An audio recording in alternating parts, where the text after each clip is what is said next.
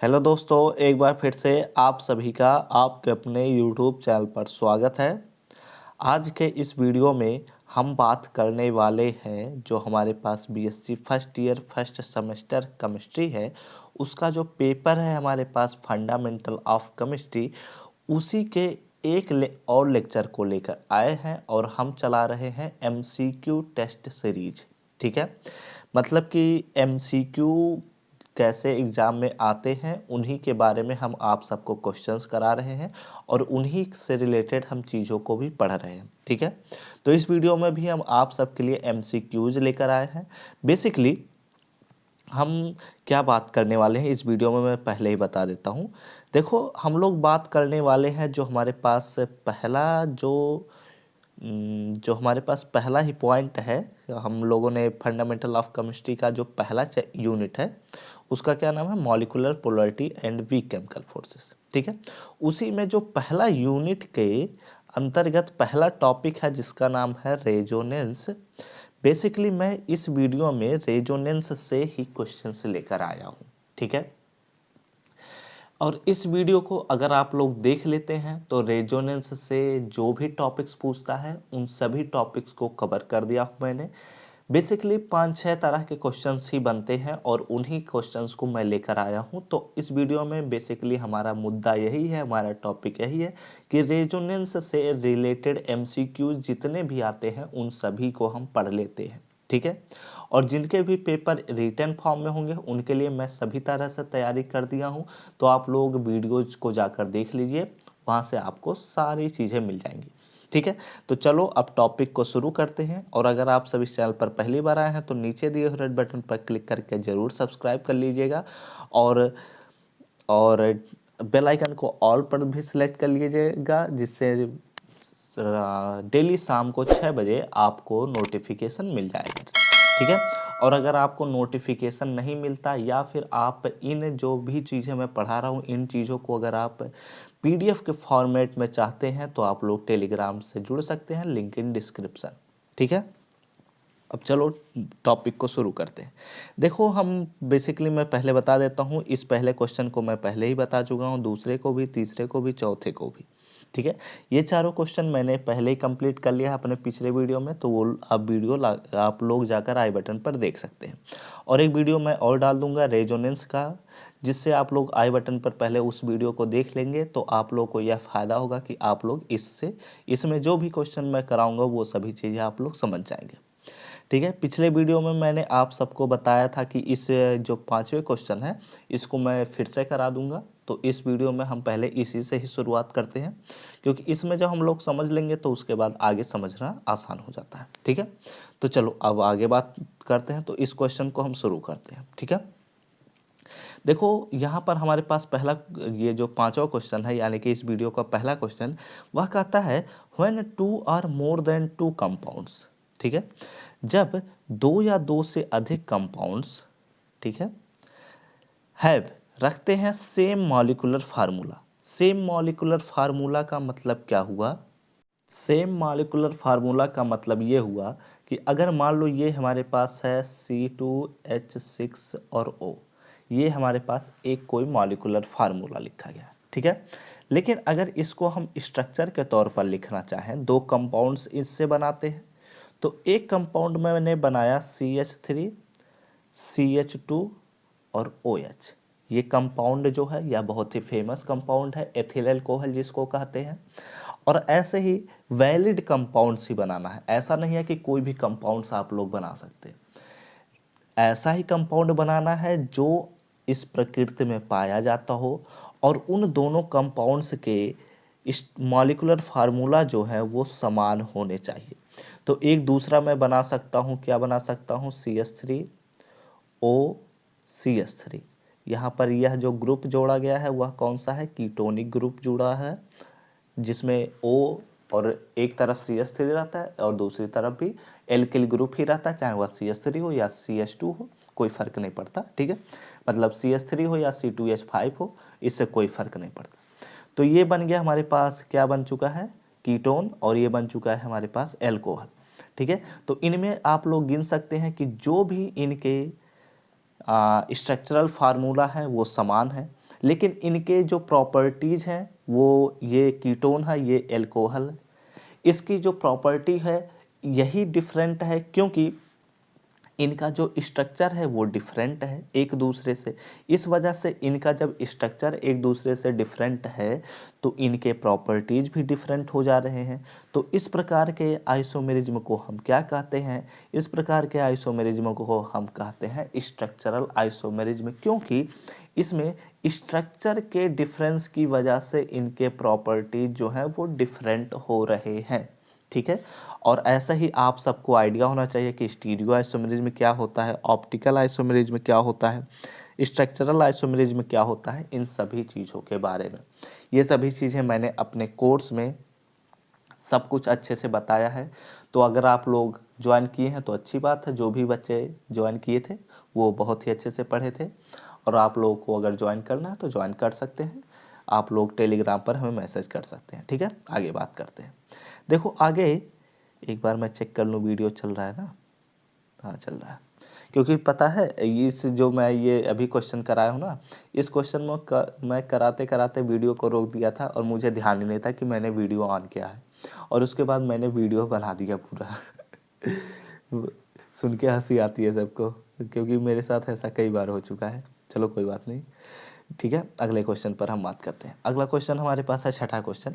इसमें मैं अब लेकर आ चुका रेजोनेंस से रिलेटेड सभी क्वेश्चंस, और इस वीडियो को आप लोग देख लेते हैं एंड तक, तो आप यह समझ जाइएगा कि आपके रेजोनेंस से रिलेटेड सभी क्वेश्चंस हो जाएंगे।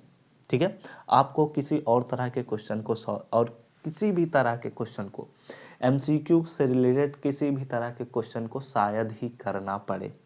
ठीक है, तो देखो रेजोनेंस से रिलेटेड पहला क्वेश्चन जो आता है वह कहता है कि क्या कहता है ये, और ये मैं यह भी बता देता हूँ, ये जो क्वेश्चंस हैं वो हाई लेवल के क्वेश्चंस हैं। ठीक है, देखो तो अगर आप लोग रेजोनेंस का वीडियो नहीं देखे हैं तो आई बटन पर चले जाइए, वहाँ से देख लीजिए एक बार।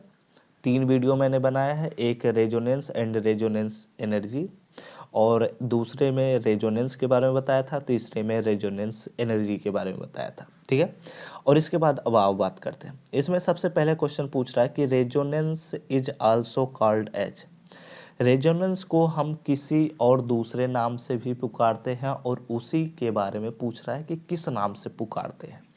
तो सबसे पहला ऑप्शन बनता है कि क्या इंडक्टिव इफेक्ट के नाम से पुकारते हैं, या फिर मेजोमेरिक नाम से, मेजोमेरिक इफेक्ट के नाम से जानते हैं, या फिर इलेक्ट्रोनेगेटिविटी के नाम से जानते हैं, या फिर एनओटी के नाम से जानते हैं। तो इसी के बारे में हमें बताना है। तो एनओटी तो कोई नाम होता नहीं है, ये बात हम लोग पहले ही जानते हैं। एनओटी का मतलब नन ऑफ दीज, मतलब इन ऑप्शंस में से कोई ना हो, तब हम इस ऑप्शन को सिलेक्ट करते हैं।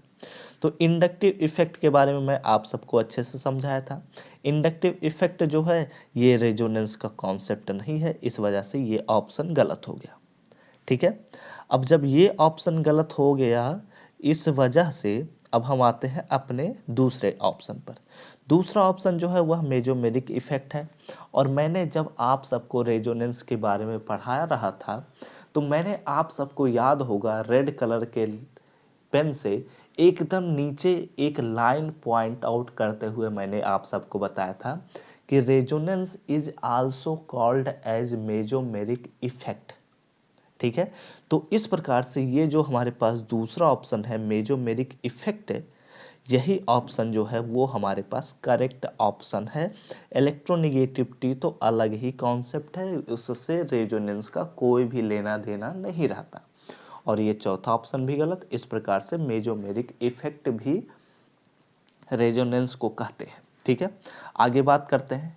आई होप आप सबको यह समझ में आया हो यह क्वेश्चन। आगे बात करते हैं। तब अगला जो हमारे पास क्वेश्चन है वो हमारे पास है कि all resonating structure of any molecule have. ये बहुत ही इंपॉर्टेंट क्वेश्चन है, क्योंकि ये क्वेश्चन जो है यह बहुत ही अंदर से खींच कर मैंने निकाला है, इस क्वेश्चन को ऐसे बनाया है। ठीक है, तो इस क्वेश्चन को बहुत ही ध्यान से सुनना। मैं फिर से रिपीट करता हूँ, देखो all resonating structure of any molecule have मतलब क्या कहता है। अगर आप लोग हमारे रेजोनेंस एंड रेजोनेंस एनर्जी का दूसरा वीडियो देखे होंगे जिसमें हम नेसेसरी कंडीशन फॉर रेजोनेंस के बारे में बात किए थे, तो आप लोग इसका आंसर दे सकते हैं। देखो यहाँ पर क्या कहता है कि कोई भी मॉलिक्यूल है, ठीक है, और उस मॉलिक्यूल के जितने भी रेजोनेटिंग स्ट्रक्चर्स हैं, ठीक है, किसी भी मॉलिक्यूल के जितने भी रेजोनेटिंग स्ट्रक्चर्स होते हैं उनमें क्या पाया जाता है, फिल इन द ब्लैंक्स। ठीक है, तो सबसे पहला ऑप्शन पूछ रहा है कि क्या हम किसी भी मॉलिक्यूल के सभी रेजोनेटिंग स्ट्रक्चर में एक समान स्ट्रक्चर्स पाते हैं, एक ही बराबर स्ट्रक्चर पाते हैं, या फिर एक ही स्ट्रक्चर पाते हैं। तो ऐसा नहीं है, क्योंकि जब हम एक ही स्ट्रक्चर किसी भी कंपाउंड में पाएंगे तो वह रेजोनेंस दिखा ही नहीं सकता। ठीक है, तो पहला ऑप्शन गलत हो गया। ठीक है, दूसरा ऑप्शन हमसे पूछता है क्या सेम एनर्जी का होगा, इसके बारे में अभी बाद में डिस्कस करते हैं। सी ऑप्शन में पूछ रहा है क्या पहला ऑप्शन और दूसरा ऑप्शन सही है, तो ऐसा तो है नहीं क्योंकि पहला ऑप्शन गलत था, तो सी ऑप्शन भी गलत। अब हम बात कर लेते हैं इस वाले ऑप्शन पे, बी वाले ऑप्शन पे। तो मैंने आप सबको जब रेजोनेंस का जब मैं डिफिनीशन लिखवा रहा था तो उसमें मैंने पहले ही लाइन में आप सबसे बताया था कि समान एनर्जी के, मैंने उसमें लिखा था कि सेम एनर्जी के, समान एनर्जी के दो या दो से अधिक लुईस स्ट्रक्चर्स दिखते हों, तो इस प्रकार रेजोनेंस का कॉन्सेप्ट मैंने आप सबको समझाया था। तो वहां पर मैंने इस वर्ड को एक बार मैं फिर से हाईलाइट भी वहां पर किया था कि समान एनर्जी के ही होने चाहिए। तो इस प्रकार से हमारा कौन सा ऑप्शन करेक्ट होता है, बी ऑप्शन। तो इस प्रकार से हमारे पास डी ऑप्शन भी रॉन्ग हो गया। ठीक है, समझ में आ गई बात। आई होप ये लेक्चर समझ में आ रहा हो। ठीक है, क्योंकि इसमें मैं केवल और केवल रेजोनेंस से रिलेटेड ही टॉपिक्स लेकर आया हूँ, और ये सभी टॉपिक्स आपके एग्जाम के पॉइंट ऑफ व्यू से बहुत ही ज़्यादा इंपॉर्टेंट हैं, ये बात समझ लेना। क्योंकि रेजोनेंस से रिलेटेड अगर कोई भी क्वेश्चन आता है तो इसी क्वेश्चन से बनाया जाएगा। ठीक है, अब आगे बात करते हैं। Why does the phenomena of resonance, ठीक है, कुछ छूट रहा है क्या इसमें, अकर्स। ठीक है, तभी तो सोचो क्वेश्चन कंप्लीट नहीं है। ठीक है, देखो why does the phenomena of resonance occur. ठीक है, यहाँ पर ये सवाल उठ रहा है कि रेजोनेंस का फिनोमेना वास्तव में क्यों घटता है, इसके पीछे कुछ तो रीजन होगा। ठीक है, तो सबसे पहला ऑप्शन बनाया मैंने कि क्या यह डीलोकलाइज्ड इलेक्ट्रॉन की वजह से घटता है। यह फिनोमिना मतलब रेजोनेंस क्या डीलोकलाइज्ड इलेक्ट्रॉन की वजह से होता है, या लोकलाइज्ड इलेक्ट्रॉन की वजह से होता है, या फिर जो भी कंपाउंड है उसमें एटम्स की वजह से होता है, या फिर जो भी बॉन्ड्स हैं उन बॉन्ड्स की वजह से होता है। तो बेसिकली ये डी ऑप्शन तो थोड़ा कन्फ्यूजन भरा ऑप्शन है, और ऐसे आप लोगों को मिलेंगे भी। ठीक है, क्योंकि अगर आप लोग सभी क्वेश्चंस करके आ जाते हैं, ठीक है, तो आप और सभी क्वेश्चंस अगर सही भी हैं तो एग्जामिनर को कहीं एक या दो नंबर तो काटना रहेगा ना। इसी वजह से ऐसे दो सिमिलर ऑप्शन दे दिए जाते हैं जिसमें से दोनों ऑप्शन सही होते हैं। ठीक है, तो अगर आप पहले ऑप्शन को सही करके आए हैं तो उसे गलत मान लिया जाता है और दूसरे ऑप्शन को सही कर दिया जाता है, और दूसरा ऑप्शन करके आए हैं तो पहले ऑप्शन को सही कर दिया जाता है और आपका आंसर गलत कर दिया जाता है। क्योंकि एग्जैक्ट नंबर नहीं दिया जा सकता, अगर 100 नंबर का है तो 100 नंबर तो आपको दिया नहीं जाएगा, इसी वजह से ऐसा किया जाता है। ठीक है, तो अब आगे बात करते हैं। हम बात कर रहे हैं कि रेजोनेंस की घटना क्यों घटती है।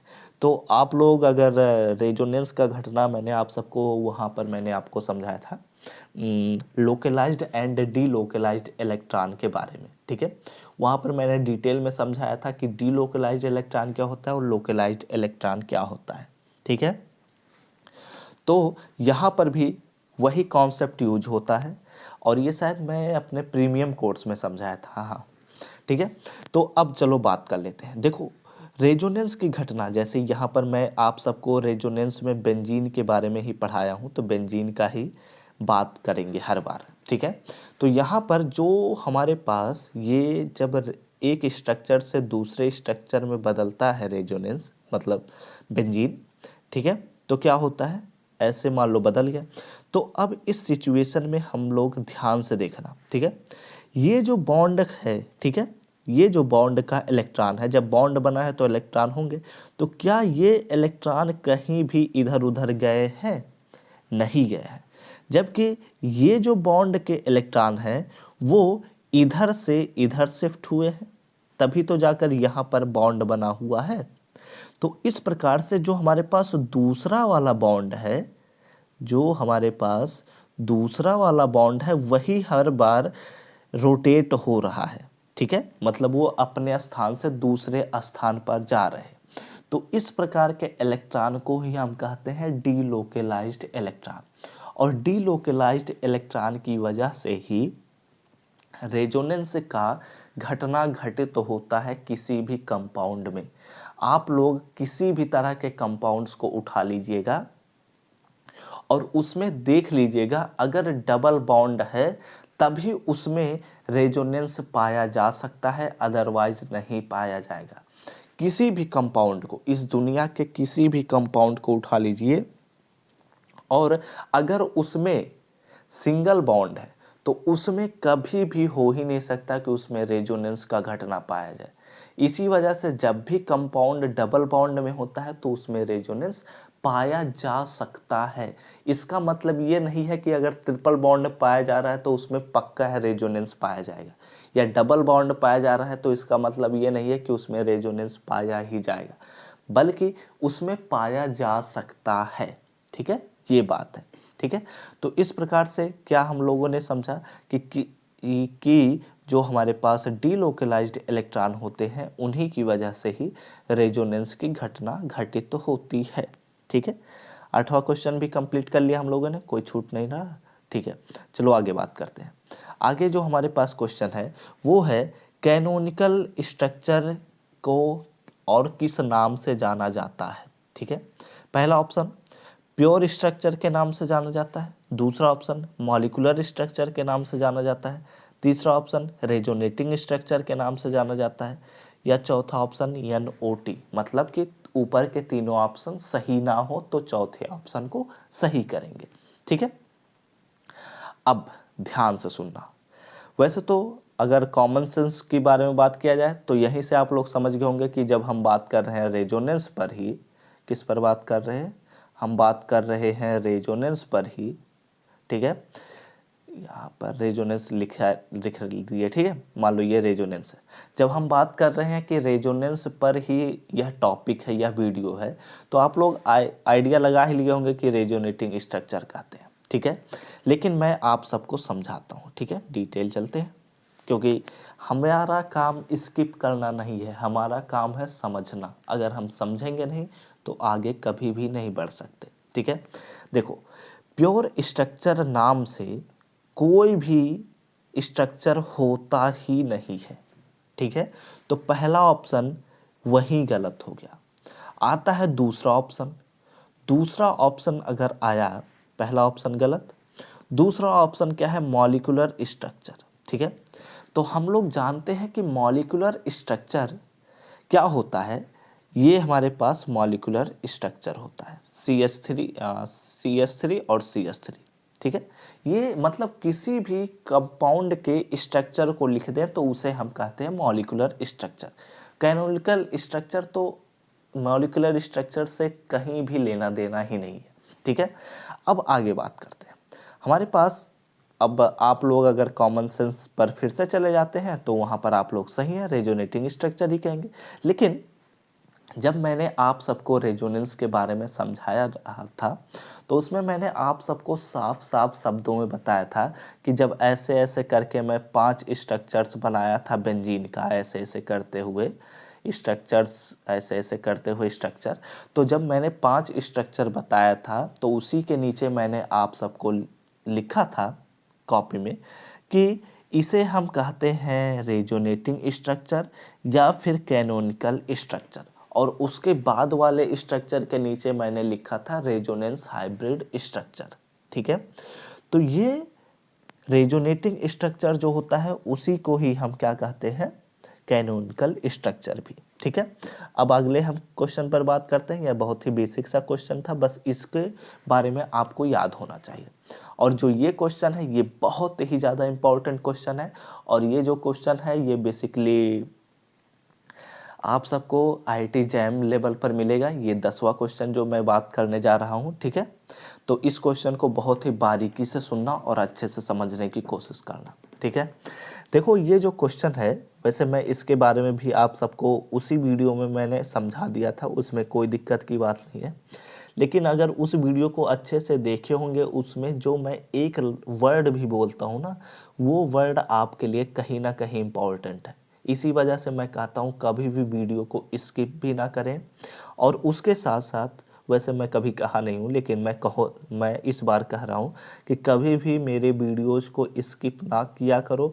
और उसके साथ साथ अगर मेरे वीडियोज़ 1x पर देख रहे हो, ठीक है, तो इसको कभी भी 1.5x पे बिल्कुल भी मत देखना, क्योंकि आप पढ़ाई कर रहे हो और अगर आप पढ़ने के लिए समय नहीं है आपके पास, तो ज़िंदगी में कुछ और करने के लिए समय कैसे हो सकता है।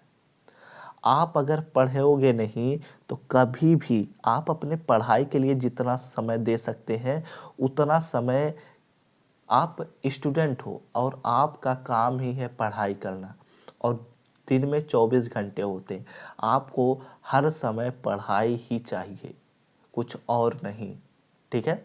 जब कमाने की उम्र होगी, घूमने की उम्र होगी, तो वो सभी चीज़ें भी करोगे। अभी लेकिन पढ़ाई की उम्र है और पढ़ते ही रहो बस, ठीक है। तो इस वजह से मैं हमेशा कहूँगा कि आप मेरे वीडियो जब भी देखें तो 1x पर ही देखें। इससे ज़्यादा अगर बहुत धीमा मैं किसी वीडियो में बोल दिया, जैसे इस वीडियो में मैं थोड़ा धीमा बोल रहा हूँ क्योंकि इस वक्त हो रहा है रात के लगभग 12 बज रहे हैं, तो ज़्यादा मैं तेज़ बोल नहीं सकता, अदरवाइज़ मेरे साउंड भी बढ़ने लग जाएगा। तो आप लोग इस वीडियो को 1.25x पर देख सकते हैं, लेकिन मैं इसको भी रिकमेंड नहीं करूँगा, ठीक है। चलो टॉपिक पर बात करते हैं, टॉपिक से नहीं भटकते। देखो क्योंकि इसमें तो हमें समय भी लगेगा। If the number of resonating structure of a molecule A is more than the number of resonating structure of another molecule B, then which of the following is correct। ठीक है, यहाँ पर क्वेश्चन क्या कहता है इसके बारे में मैं समझाता हूँ। देखो मान लो कोई एक मॉलिक्यूल है A और कोई दूसरा मॉलिक्यूल है B, ठीक है। तो अगर एग्जाम्पल के तौर पर मैं बताऊँ तो मान लो ये हमारे पास है बेंजीन C6H6, ठीक है। तो ये हमारे पास A मॉलिक्यूल है और दूसरा मॉलिक्यूल मान लो कि CO2 है, ठीक है, क्योंकि इसमें भी CO2 में भी हाँ रेजोनेंस पाया जाता है, ठीक है। तो अब हम बताते हैं इसमें जो हमारे पास बेंजीन है, इसका जो रेजोनेटिंग स्ट्रक्चर होता है वह 5 होता है, मैंने आप सबको पहले वीडियो में बताया था। और कार्बन डाइऑक्साइड में जो रेजोनेटिंग स्ट्रक्चर होता है वो होता है 1 2 आई थिंक 3 होता है। मतलब पूरा कंफर्म नहीं हूँ, या तो 2 होता है या तो 3 होता है, क्योंकि इसका स्ट्रक्चर जब बनाऊंगा अभी हाथ से तब समझ में आएगा। तो बस ऐसे आइडिया लगा लो कि 3 होता है, ठीक है। तो जब यहाँ पर जो हमारे पास बेंजीन के रेजोनेटिंग स्ट्रक्चर 5 है और वो 3 से बड़ा है, ठीक है, यानी कि 5 जो रेजोनेटिंग स्ट्रक्चर है वो 3 रेजोनेटिंग स्ट्रक्चर से ज़्यादा है, ठीक है। तो इस प्रकार से इस सिचुएशन में क्या होता है, अब हम क्वेश्चन पर फिर से आते हैं। इस सिचुएशन में कहता है कि कौन सा स्टेटमेंट ट्रू होगा या करेक्ट होगा, ठीक है। सबसे पहला ऑप्शन मैं बनाया, पहला ऑप्शन क्या कहता है कि A is equal to B, ठीक है। ये जो हमारे पास A मॉलिक्यूल है और जो B मॉलिक्यूल है यानी कि बेंजीन और कार्बन डाइऑक्साइड, ये बेंजीन है ये कार्बन डाइऑक्साइड है, ठीक है। तो A is equal to B, इसका कहने का मतलब ये है कि A की जो एनर्जी होगी या स्टेबिलिटी होगी वो B के एनर्जी के बराबर होगी या इसके स्टेबिलिटी के बराबर होगी, ये पहला ऑप्शन कहता है, ठीक है। दूसरा ऑप्शन कह रहा है कि B is more stable then A, ठीक है। जो हमारे पास B मॉलिक्यूल है वो A मॉलिक्यूल की तुलना में ज़्यादा स्टेबल है, ठीक है। तीसरा ऑप्शन क्या कहता है, ध्यान से सुनते हुए चलना ऑप्शंस। तीसरा ऑप्शन कहता है कि A जो है वो कम स्टेबल है B की तुलना में, ठीक है, ए जो है वह बी की तुलना में कम स्टेबल है। और चौथा ऑप्शन मैंने बनाया है कि ए जो है वह बी की तुलना में ज़्यादा स्टेबल है। ठीक है, और ए के जो रेजोनेटिंग स्ट्रक्चर हैं वो 5 हैं, जबकि बी के जो रेजोनेटिंग स्ट्रक्चर हैं वो 3 हैं। तो इस सिचुएशन में क्या होता है, तो ये बात आप लोगों को मैं एक ट्रिक बता देता हूँ। जिसकी भी रेजोनेटिंग स्ट्रक्चर ज़्यादा है वही सबसे ज़्यादा स्टेबल कंपाउंड होता है। ठीक है, तो इस प्रकार से अगर देखा जाए तो ए का जो रेजोनेटिंग स्ट्रक्चर है की संख्या है और बी के रेजोनेटिंग स्ट्रक्चर की संख्या जो है उसमें ए के रेजोनेटिंग स्ट्रक्चर की संख्या सबसे ज़्यादा है। इस वजह से जो स्टेबिलिटी होगी वो ए की सबसे ज़्यादा होगी बी की तुलना में। ठीक है, तो पहला ऑप्शन गलत हो गया, दूसरा ऑप्शन भी गलत हो गया, तीसरा ऑप्शन भी गलत हो गया, चौथा ऑप्शन हमारा सही हो गया। ठीक है, ये क्वेश्चन आई होप आप सबको मजा आया हो, क्योंकि ये क्वेश्चन बहुत ही जटिल क्वेश्चन है और बहुत ही ज़्यादा समझने वाला क्वेश्चन है, बहुत ही कॉन्सेप्ट भरा क्वेश्चन था। ठीक है, तो यही हमारे पास टोटल क्वेश्चंस थे और इससे मतलब रेजोनेंस से रिलेटेड जितने भी क्वेश्चंस हैं वो मैंने कंप्लीट कर दिया इस वीडियो में। और अब अगले वीडियो में हम और भी टॉपिक्स लेकर आएंगे और भी बहुत सारे क्वेश्चंस मैं आप सबको सॉल्व कराऊंगा। तो अगर यह वीडियो अच्छा लगा हो तो आप सब जानते हैं आगे का क्या करना है, लाइक कर दीजिएगा और कमेंट करके भी बता दीजिएगा कि आप सबको यह वीडियो समझ में आया है या नहीं, क्योंकि इससे मुझे मोटिवेशन भी मिलता है। आप सबके जब मैं कमेंट्स देखता हूँ, सर आप बहुत अच्छा पढ़ाते हो, मेरी मतलब मैं आपसे पढ़ता हूँ, मुझे अच्छा लगता है पढ़ने में, आपकी जो पढ़ाई है वो प्राइसलेस है।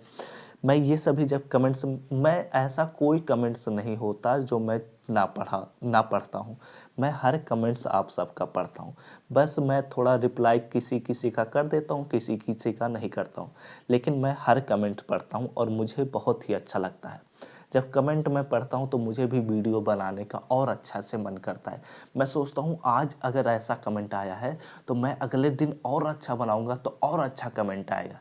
तो इसी वजह से मैं ऐसा कहता हूँ। ठीक है, और चैनल को सब्सक्राइब कर दीजिएगा और अपने दोस्तों के साथ भी शेयर करिए, जिससे वो लोग भी अच्छा स्थान से पढ़ सके। ठीक है, और हम सब मिलते हैं अपने नेक्स्ट वीडियो में। तब तक घर पर ही रहिएगा, सुरक्षित रहिएगा, पढ़ते रहिए, खेलते रहिए और आगे बढ़ते रहिए।